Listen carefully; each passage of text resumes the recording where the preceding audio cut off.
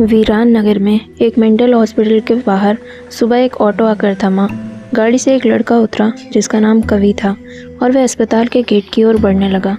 जब कोई कार्ड नहीं आया तो कवि ने खुद ही गेट खोलकर अंदर जाने का प्रयास किया। जैसे ही गेट खुला, एक आदमी ने कवि से पूछा, क्या आप टीवी ठीक करते हैं? कवि ने उत्तर दिया, नहीं। इसके बाद उस आदमी ने खुद ही कवि को ज़ोरदार थप्पड़ मारा और पूछा, तो तुम यहाँ क्यों हो? कवि थोड़ी हैरानी में था। थप्पड़ खाने के बाद उसका सिर चकराया, लेकिन वह खुद को संयमित रखकर कहा कि वह नौकरी के लिए आया है। तब एक डॉक्टर और 4 कंपाउंडर गेट के पास पहुँचे। उन्होंने थप्पड़ खाने वाले आदमी को पकड़ लिया। डॉक्टर ने कहा, कंपाउंडर, इसे ले जाकर तैयार करो, मैं जल्दी आता हूँ। जब कंपाउंडर चला गया तो कवि डॉक्टर के पास गया और पूछा, क्या आप बता सकते हैं कि डॉक्टर पाटिल कहाँ मिलेंगे? डॉक्टर ने कहा, मैं ही पाटिल हूँ। तुम जाओ, अपना नौकरी का पत्र दफ्तर में जमा करो और फिर वहाँ से ड्रेस लेकर बगल के केबिन में आओ। कवि थोड़ी देर में कंपाउंडर की वर्दी पहनकर डॉक्टर के केबिन में पहुँचा। डॉक्टर ने बताया कि वह आदमी जिसे कवि गेट पर मिला था वह पागल है। वह कुछ दिनों से यहाँ पर आने वाले लोगों को टीवी ठीक करने वाला समझ रहा है, और जब उसको पता चलता है कि वह वास्तव में टीवी ठीक करने वाला नहीं है तो वह उसे थप्पड़ मार देता है। उसके बाद डॉक्टर ने अपने अस्पताल के कंपाउंडर कांति को बुलाया और कवि का परिचय करवाने के लिए कहा। कांति ने कुछ ही देर में कवि को सबके साथ मिलवा दिया और फिर उसे मरीजों के कमरे में ले गया। वहाँ हर कोई कुछ न कुछ अजीब हरकत कर रहा था। कोई दिल टूटने वाली शायरी सुना रहा था तो कोई फिल्मी संगीत गाते हुए डायलॉग मार रहा था। सभी मरीजों को देखते हुए कांति ने कवि से कहा कि आज के बाद से तुम्हें इन सारी चीज़ों को झेलना होगा। इतना कहकर कांति वहाँ से चला गया।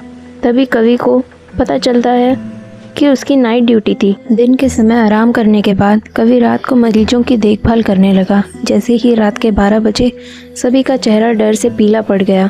हल्ला करने वाले मरीज भी चुपचाप से एक कोने में बैठ गए। यह सब देखकर कवि को बड़ा अजीब लगा। उसने डॉक्टर से पूछा, आखिर ये सब क्या हो रहा है? सब लोग इतना डर क्यों रहे हैं? डॉक्टर ने उत्तर दिया, इस अस्पताल में रात 12 बजे के बाद भूत घूमते हैं। वो सभी पुराने मरीज़ हैं जिनकी इलाज के दौरान मौत हो गई थी। तुम संभल कर रहना। कवि को भूतों पर विश्वास नहीं था। उसने डॉक्टर की बात को हंसी में दिया और अपना काम करने लगा। उसी रात कवि अकेले बाथरूम जा रहा था जब उसे लगा कि कोई उसके पीछे है। मुड़कर देखने पर कोई नहीं दिखा। कुछ देर बाद उसे फिर ऐसा महसूस हुआ। कवि ने सोचा कि यह भूत की बात उसके दिमाग में घूम रही होगी, इसीलिए उसे वहम हो रहा है। बाथरूम करके जब कवि बाहर आ रहा था तो उसे शीशे में लिखा हुआ दिखा, आज तुम पागल हो जाओगे। कवि को लगा कोई उसके साथ मजाक कर रहा है, इसीलिए उसने इस बात पर गौर नहीं किया और अपने काम पर लग गया। कुछ देर बाद कवि को एक तेज चीख सुनाई दी। वह दौड़ते हुए आवाज़ की ओर बढ़ा। जैसे ही कवि वहां पहुंचा, एक पागल ने दरवाज़ा अंदर से बंद कर दिया। किसी तरह से कवि ने उस दरवाजे को खुलवाया। दरवाज़ा खुलते ही उस पागल ने कवि को हवा में उछलकर गिरा दिया। कवि को इतनी ज़ोर से गिराया था कि उसकी पीठ में गहरी चोट लग गई। तभी एक ज़ोर की हंसी कवि को सुनाई दी। वही पागल हंसते हुए बोला कि मैंने कहा था ना कि आज तो पागल हो जाएगा। कवि ने गुस्से में चिल्लाते हुए कहा, पागल आदमी, तूने ये क्या किया? रुक, तुझे अभी बिजली का झटका देता हूँ। पागल ने जवाब दिया, अस्पताल में मिलने वाले बिजली के झटके से ही तो मेरी मौत हुई थी। अब तू क्या मुझे कोई शौक देगा? अब मुझे इनका डर नहीं। इतना कहते ही उस पागल भूत ने रवि को एक हाथ से पकड़ा और दूसरे हाथ से स्विच बोर्ड में डाल दिया। इस तरह से कवि को बिजली का इतना तेज झटका दिया कि उसकी चीख से पूरा अस्पताल गूंज उठा। कवि की आवाज़ सुनकर अस्पताल में मौजूद नाइट शिफ्ट स्टाफ दौड़ते हुए उस कमरे की तरफ आए। सबको वहाँ कवि बेहोशी हालत में मिला। तुरंत कवि को मरीज के बेड पर लेटाया। उसी दिन से कवि की दिमागी हालत ख़राब है। अब कवि अपने आप को उस अस्पताल का डॉक्टर समझने लगा है।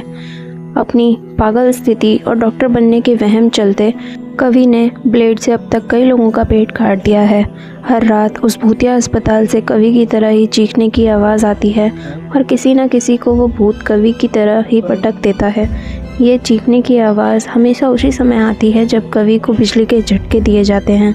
कभी कभी हमारे लिए सामने वाले की चेतावनी को हल्के में लेना भारी पड़ सकता है। हमेशा सतर्क रहना चाहिए। थोड़ी सी भी सावधानी हटने पर भयानक दुर्घटना घट सकती है।